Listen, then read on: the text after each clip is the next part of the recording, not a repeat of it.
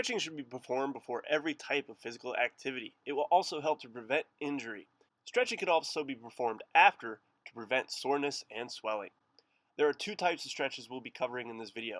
Static stretching, where you use your own body weight, and dynamic stretching, where you use physical movement to perform the stretch.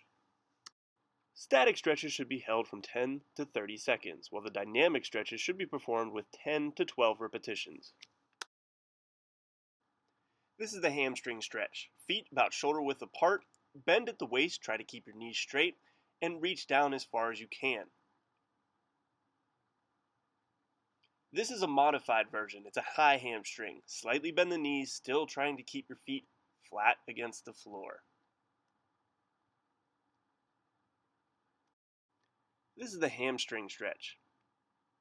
Perform this by sitting on the ground, one leg straight out in front of you. Again, try to keep your knee from bending.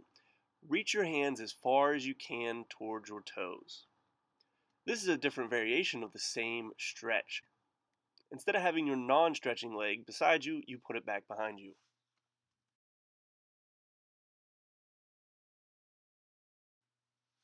Here's the side view. Now keep in mind you might not be this flexible, so you might not be able to reach your toes like I do. Again, just hold it as long as you have mild discomfort, not pain. The quadricep stretch will require you to stand up. Grab onto your ankle and pull it into your backside.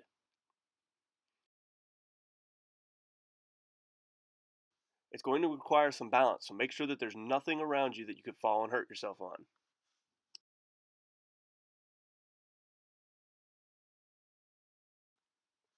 Here again is a different variation of the same stretch. Be careful that when you pull your heel back behind you, it is not causing too much pain. I strongly suggest you perform this standing up before attempting it laying it down. From the side here, just make sure that your knee is not at a 90-degree angle. Try to keep your knee in line with your body as best as possible.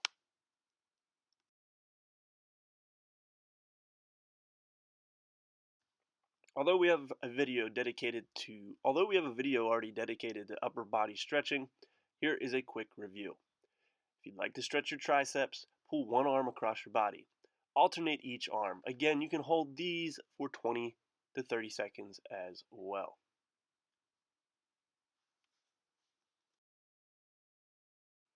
Another great arm and shoulder stretch is to pull your elbow behind your head. Again, you might not be as flexible as I am, so please try not to hurt yourself.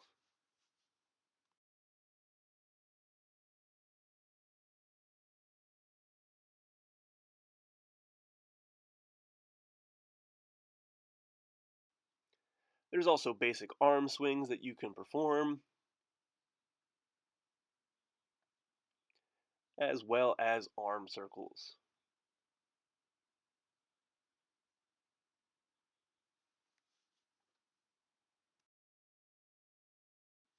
And if you really want to get fancy, try to alternate arm circles. Getting into our dynamic stretches, we have our leg swings.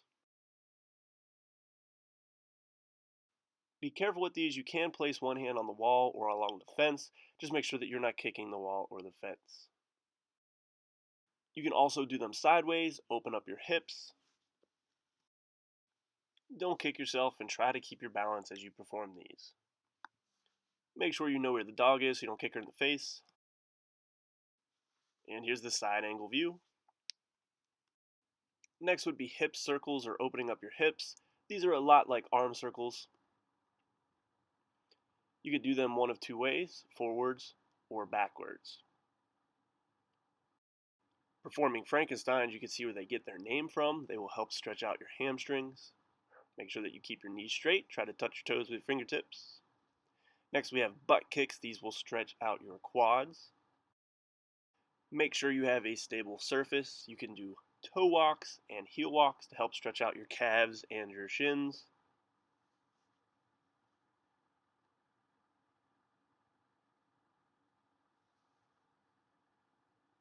Next up, we have the lunge and twist, which is great for opening up your hips, also helping to stretch your quadriceps and your hamstrings.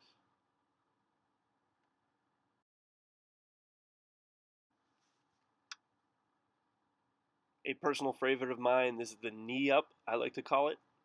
You are grabbing your knee, hugging it into your chest, and you're standing on the opposite toe. And finally, we have inchworms. Place your hands on the ground, walk your hands forward, stop them, walk your feet towards your hands. That's it for stretching, folks. Get out there and get active.